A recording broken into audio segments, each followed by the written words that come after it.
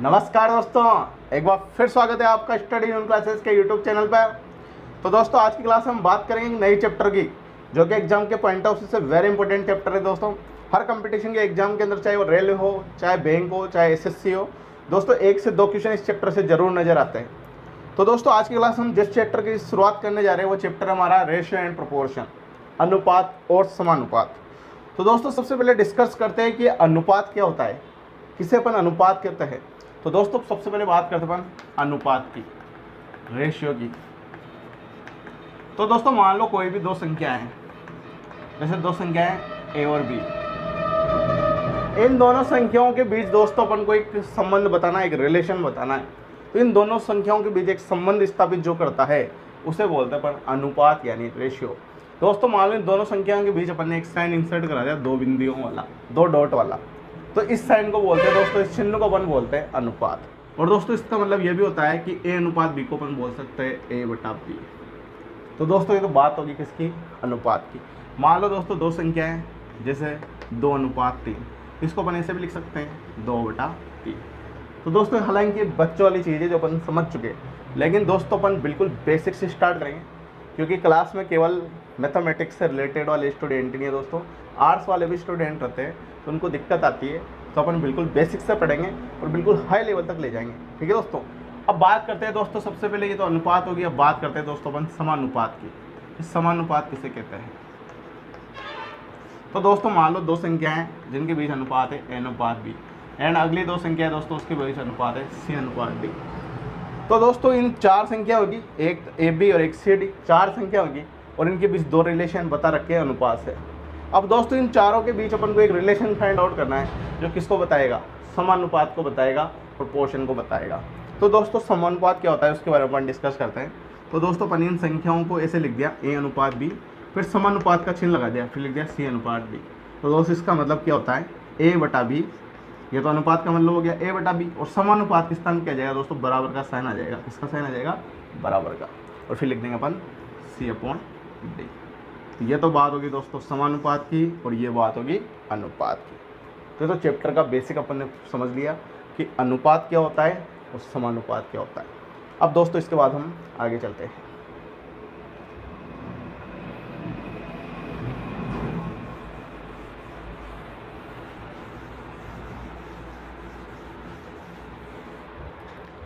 अब दोस्तों अगले कंसेप्ट की अपन बात करते हैं। अगला कंसेप्ट ये दोस्तों, मान लो दो संख्याओं के बीच अपन को अनुपात दे रखा है, ए अनुपात बी दे रखा है 17:85। और दोस्तों अपन से कहा गया है कि जो ये अनुपात दे रखा है 17:85, इसको सरल अनुपात में विभक्त करो, इसका सरल अनुपात ज्ञात करो। तो दोस्तों इसका सरल अनुपात अपन किस प्रकार से ज्ञात करेंगे? तो दोस्तों जो सरल अनुपात होता है वो ऐसा अनुपात होता है कि इन संख्याओं को अपन मैक्सिमम कहाँ तक काट सकते हैं, मतलब इन संख्याओं को छोटे से छोटे रूप में किस प्रकार से अपन परिवर्तित कर सकते हैं, उसे कहा जाता है दोस्तों सरल अनुपात, यानी सिंपल रेशियो। तो दोस्तों कट रहा है, किससे कट रहा है, 17 से कट रहा है। 1 17 17 और 5 17 85। इससे छोटा रूप इसका बन सकता है क्या दोस्तों? नहीं बन सकता, इससे ज़्यादा ही नहीं कट सकता। तो दोस्तों 1:5 जो आ जाएगा, यह इन संख्याओं का क्या आ जाएगा, सरल अनुपात आ जाएगा। अब दोस्तों एक कंसेप्ट और है अपने, अगला कंसेप्ट ये है दोस्तों, मान लो ए बराबर दे रखा है 25 किलो और बी बराबर दे रखा है 40 लीटर, और अपन से कहा गया दोस्तों कि ए अनुपात बी ज्ञात करो, ए अनुपात बी ज्ञात करो। ए अनुपात बी क्या होगा? तो दोस्तों इस कंडीशन में अपन ए अनुपात बी ज्ञात कर सकते हैं क्या? तो दोस्तों इसका उत्तर यह है कि इस कंडीशन में अपन ए अनुपात बी ज्ञात नहीं कर सकते। क्यों नहीं कर सकते दोस्तों? क्योंकि यहाँ यूनिट किलोग्राम में है और यहाँ यूनिट लीटर में है। तो दोस्तों कोई भी दो संख्याओं की यूनिट जो है वो सेम होनी चाहिए, यूनिट सेम होगी तभी अपन अनुपात ज्ञात कर सकते हैं, वरना अनुपात ज्ञात नहीं कर सकते। तो ठीक है दोस्तों, इसके बाद हम आगे चलते हैं।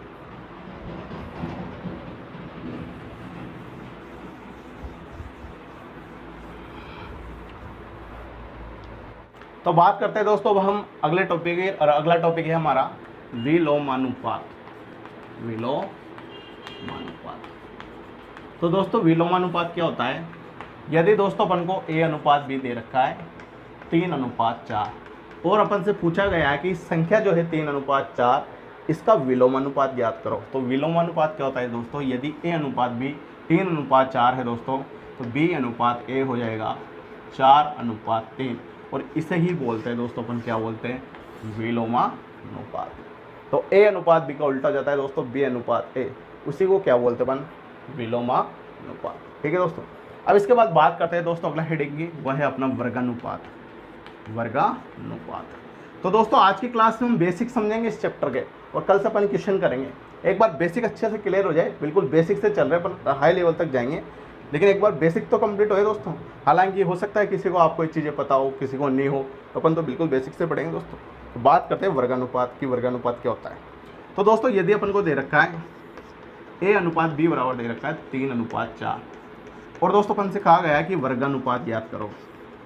तो दोस्तों वर्गानुपात क्या होगा, जिस रिलेशन है और बी में इसका स्क्वायर कर देंगे, इसका वर्ग कर देंगे, तो ए का वर्ग ए स्क्वायर अनुपात बी का वर्ग बी स्क्वायर। इसका मान कितना जाएगा दोस्तों, 3 का स्क्वायर 9 और 4 का स्क्वायर 16। तो 9:16 क्या हो गया दोस्तों, ये हो गया वर्गानुपात। अब दोस्तों बात करते हैं इसके बाद अगले हेडिंग के हमारे, वह है वर्ग मूलानुपात। मूलानुपात। तो दोस्तों वर्ग मूलानुपात क्या होता है? अब ये तो वर्गानुपात हो गया, अपन ने किसी रिलेशन का वर्ग कर दिया।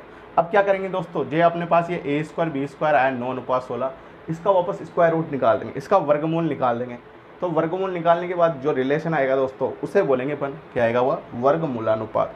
तो दोस्तों यदि अपन को ए अनुपात बी दे दिया 9:16, और अपन से पूछा गया कि इस अनुपात का क्या ज्ञात करो, वर्गमूलानुपात ज्ञात करो।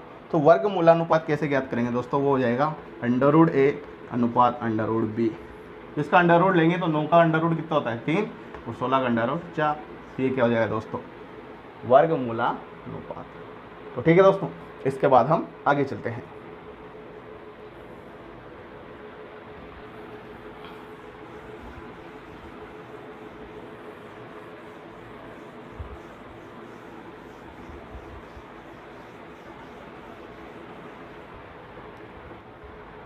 तो दोस्तों बात करते हैं अब हम अगले टॉपिक की, और अगला टॉपिक है घनानुपात। घनानुपात।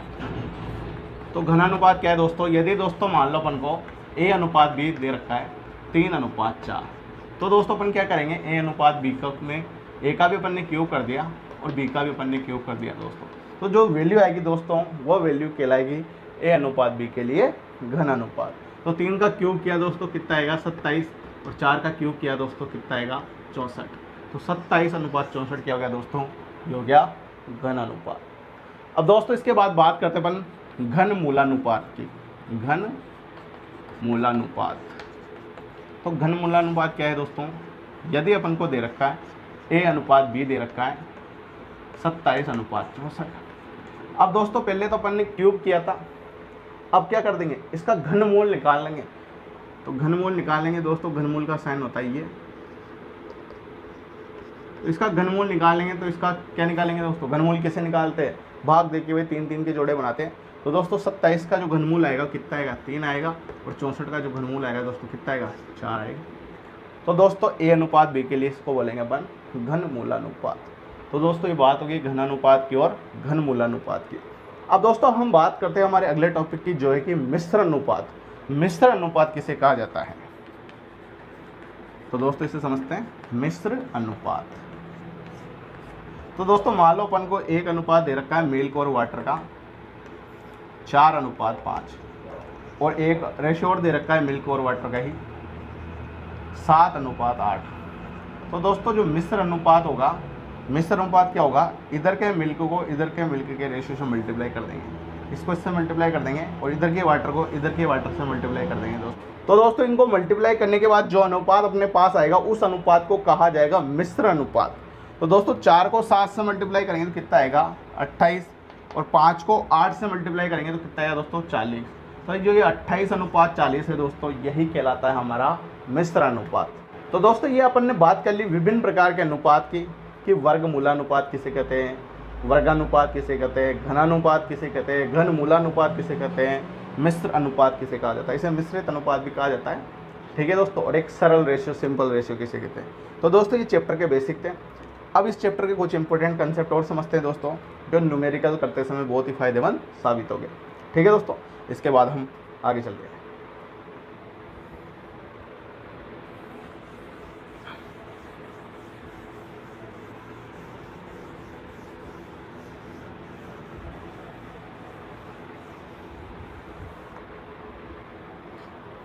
अब अगला कंसेप्ट है दोस्तों अपने पास, अगला कंसेप्ट ये है दोस्तों, मान लो अपन को A अनुपात B दे रखा है 2:3 एंड दोस्तों B अनुपात C अपन को दे रखा है 3:4 और अपन से पूछा गया तो A अनुपात B अनुपात C ज्ञात करो। यदि A अनुपात B अपन को ये 2:3 दे रखा है, B अनुपात C अपन को 3:4 दे रखा है, तो A अनुपात B अनुपात C अपन को ज्ञात करना है। तो दोस्तों किस प्रकार से इसे ज्ञात करेंगे? तो दोस्तों यहाँ पे जो संबंध स्थापित कराएगा ABC में वो कौन कराएगा? ये B वाला कराएगा। जोड़ियाँ कौन मिलाएगा? जोड़ियाँ मिलाने में मदद करेगा B, क्योंकि B दोनों में क्या आ रहा है? कॉमन टर्म आ रहा है दोस्तों। तो जो कॉमन आ रहा है उस कॉमन की वैल्यू भी इक्वल आ रही है, यहाँ पे वैल्यू भी क्या आ रही है? समान आ रही है।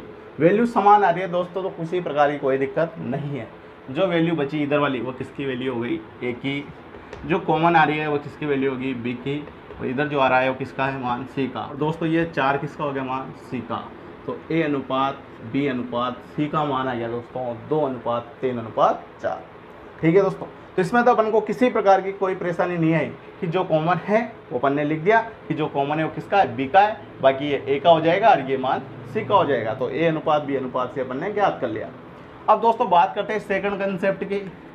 यदि दोस्तों A अनुपात B अपन को दे रखा है 2:3 और B अनुपात C दोस्तों अपन को दे रखा है 6:8 और अपन से कहा गया तो A अनुपात B अनुपात C ज्ञात करो। अब दोस्तों यहाँ पे B इधर तो कॉमन आ रहा है, लेकिन इधर कॉमन नहीं आ रहा। कॉमन नहीं आ रहा दोस्तों, एक ही संख्या नहीं है, यहाँ पे अलग अलग संख्या है। तो दोस्तों इसको कॉमन नहीं आ रहा तो अपन कॉमन बना देंगे, उसके बाद तो कोई टेंशन नहीं है। तो यहाँ पे 6 आ रहा है, यहाँ पे 3 आ रहा है, तो दोस्तों यहाँ पे भी 6 बना देंगे तो कोई दिक्कत है क्या? तो इस ऊपर वाले अनुपात को किससे मल्टीप्लाई कर देंगे? 2 से मल्टीप्लाई कर देंगे। तो 2 से मल्टीप्लाई करने के बाद दोस्तों A अनुपात जो B आ जाएगा वो कितना आ जाएगा? अब 2 से मल्टीप्लाई केवल यही थोड़ी होगा दोस्तों, पूरी संख्या 2 से मल्टीप्लाई होगी। तो 2 को 2 से मल्टीप्लाई करेंगे तो 4, तो इसको मल्टीप्लाई करेंगे तो 6 और B अनुपात C कितना आ जाएगा दोस्तों? B अनुपात C आ जाएगा 6:8। अब तो कॉमन आ गया दोस्तों, अब कॉमन आ गया तो टेंशन ही नहीं। अनुपात कितना आ जाएगा? 4:6:8। तो ये अनुपात हो गया A अनुपात B अनुपात C का। ठीक है दोस्तों, इस प्रकार से अपन अनुपात को फाइंड आउट कर सकते हैं। तो ठीक है दोस्तों, इसी के साथ आज की हमारी क्लास को हम यहीं समाप्त करते हैं दोस्तों। इसके आगे का प्रोसीजर हम अगली क्लास में कंटिन्यू करेंगे। आशा करते हैं दोस्तों आज की हमारी क्लास आपको पसंद आई होगी। फिर भी अगर कहीं ना कहीं आपको कन्फ्यूजन हो तो आप कमेंट बॉक्स में जरूर टाइप करो, हम आपकी समस्या का समाधान करने की जरूर कोशिश करेंगे। और दोस्तों आपसे रिक्वेस्ट है, यदि आपको क्लास पसंद आ रही हो तो अधिक से अधिक लाइक करें, शेयर करें और अभी तक चैनल सब्सक्राइब नहीं किया हो दोस्तों तो सब्सक्राइब जरूर करें दोस्तों।